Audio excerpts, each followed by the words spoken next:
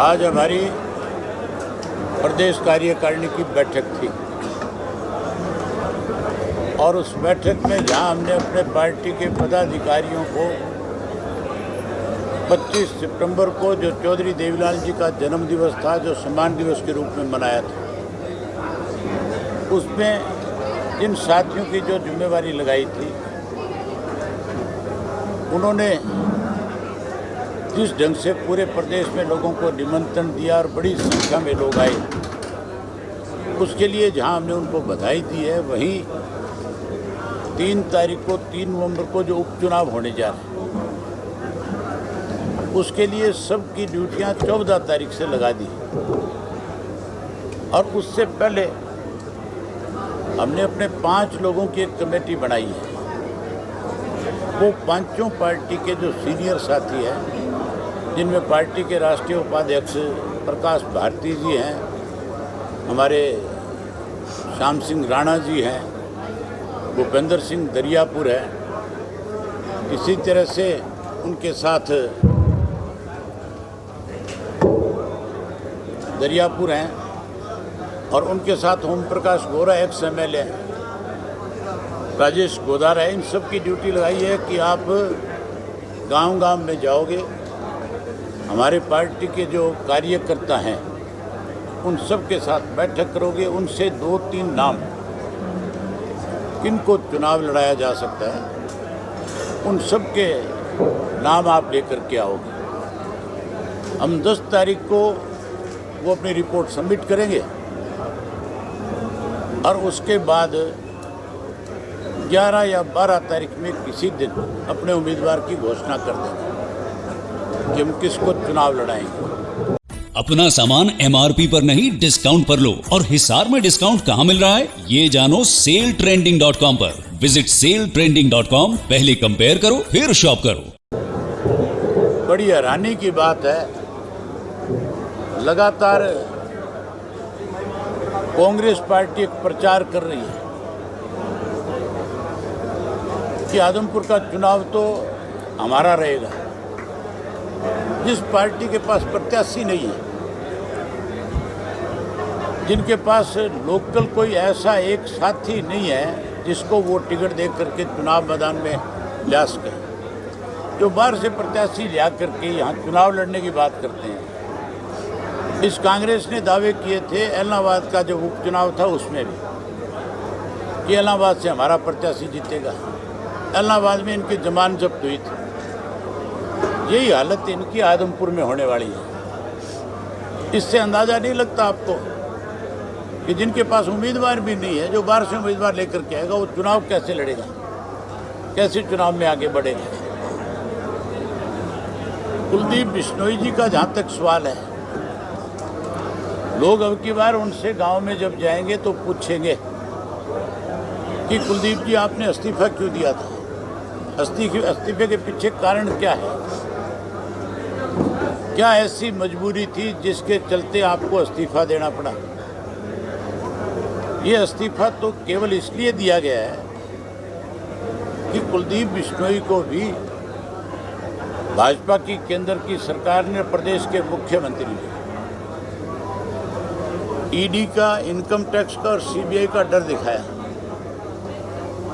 200 करोड़ रुपए का income tax की तरफ से इनके ऊपर केस बनाया गया।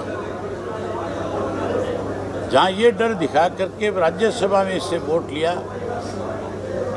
वहीं इसको कहा कि इस्तीफा भी दे, और इस डर से इस्तीफा दिलवाया। आज फिर किसी और को आगे आने देने की बजाय किस तरीके से मैं अपने बेटे को राजनीति में स्थापित करूं, कैसे उसको आगे लेकर के आऊं। आज आदमपुर में क्या कोई और व्यक्ति ऐसा नहीं है जिसको टिकट दी जा सके। केवल अपने बेटे को राजनीतिक तौर पे आगे लाने के लिए, अपने स्वार्थ की पूर्ति के लिए इस्तीफा देने का काम किया है। लोग खुल करके ये बात पूछेंगे कि भाई तुमने इस्तीफा दिया क्यों, इसका कारण तो बता दे हमें। और मैं तो आपसे भी कहता हूँ, आपको भी ये पूछना चाहिए कुलदीप से कि आपने इस्तीफा क्यों दिया। लोग इनको तब तक वोट देते थे जब तक ये मुख्यमंत्री की पद की राजनीति करते थे। कुलदीप बिश्नोई ने हमेशा आदमपुर के लोगों से ये कहकर के वोट मांगा था कि आप मुझे वोट दो, मैं मुख्यमंत्री बन करके आऊँगा, मैं चौधरी भजनलाल के तर्ज के ऊपर यहाँ विकास के काम कराऊँगा। अब क्या कह के वोट मांगेगा? अब तो जब जाएगा तो लोग पूछेंगे अब की बार क्या बनेगा। हमेशा तो मुख्यमंत्री के नाम पे वोट मांगे तने हमारे से, हमें बरगड़ाया, लेकिन अब की बार किसके नाम पे वोट दे तेरे को? क्या भव्य को राजनीतिक तौर पे स्थापित करने के लिए तेरे को वोट दिया जाए? इसलिए लोग समझदार हैं, लोग हर हालत के अंदर बहुत सोच समझ करके फैसला करेंगे। और मुझे नहीं लगता कि ये काट की हांडी बारी बारी चढ़ती जाएगी। अब की बार फैसला लोग और अच्छे ढंग का करेंगे। अबे जी, आम आदमी पार्टी को कहाँ देखते हैं आप? क्योंकि उनकी तरफ से दो मुख्यमंत्री आदमपुर आ चुके हैं, वो शिक्षा का मुद्दा बनाकर चल रहे हैं। क्या लगता है सर, क्या रहेगा? हमारे यहाँ पे मुद्दा जो है सबसे बड़ा पानी का है, और विशेष तौर पे जो आदमपुर विधानसभा क्षेत्र है, यहाँ पानी की बहुत बड़ी किल्लत है। अगर हमें SYL का पानी मिलेगा तो कहीं जा करके आदमपुर की प्यासी धरती की प्यास बुझेगी। यहाँ मुद्दा पानी है। वो तो केवल दो बातें जानते हैं, और दोनों का दोनों बड़ा एक सफेद झूठ है उनका। मोहल्ला क्लिनिक और शिक्षा, तीसरी तो कोई बात करते ही नहीं। क्या केवल दो ही चीज़ों से देश का सुधार हो जाएगा? देश के सुधार में बहुत सारी चीज़ों की जरूरत होती है। ये तो ढकोसले हैं केवल। सोनाली फोगाट की बहन मुकेश ढाका आदमपुर से चुनाव लड़ने की तैयारी कर रही है। आप भी नॉमिनेशन भर सकती हैं। उन्हें आप कहाँ देखते हैं? मैं कहता हूँ आप भी नॉमिनेशन भर सकती हैं। प्रजातंत्र है, हर आदमी को, हर व्यक्ति को अधिकार है चुनाव लड़ने का। कोई भी चुनाव लड़े। चुनाव लड़ने पे हर किसी के चुनाव के ऊपर मेरा काम नहीं है कि मैं प्रतिक्रियाएं दूँ कि वो चुनाव लड़ रहा है तो आप उसके बारे में क्या कहोगे, वो लड़ रहा है तो आप उसके बारे में क्या कहोगे। मैं अपने बारे में बता सकता हूँ, अपनी पार्टी के बारे में बता सकता हूँ। आदमपुर चुनाव हो गए जी, 2024 के चुनाव में क्या असर देखते हैं? कोई असर नहीं पड़ने वाला। 2024 का चुनाव जो है उसके इश्यूज और होंगे। ये एक बाई इलेक्शन है।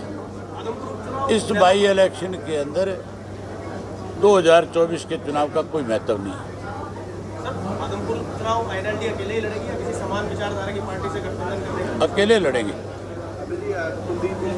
विचारधारा तुम ये तो बताओ ना, कौन सी पार्टी ऐसी है जिसकी विचारधारा किसी के साथ मिलती है? यहाँ तो सारे स्वार्थी लोग हैं। जजपा है तो स्वार्थ से भरी हुई है, भाजपा है तो स्वार्थ से भरी हुई है। कांग्रेस की हालत ऐसी है कि कांग्रेसी तो बेचारे आपस में लड़ते लड़ते नहीं थकते, सुबह से शाम तक जूतियों में दाल बटती है। Indian national Lokdal party Chaudhary Devilal की विचारधारा है। हम चौधरी देवीलाल की विचारधारा को आगे लेकर के चुनाव को लड़ेंगे। उपेंद्र सिंह हुड्डा कहते हैं कि आदमपुर कांग्रेस का गढ़ रहा है। तो हुड्डा ही पिता लेना, फिर रोके कोई? इतना ही बड़ा गढ़ है तो हुड्डा को खुद आ जाना चाहिए।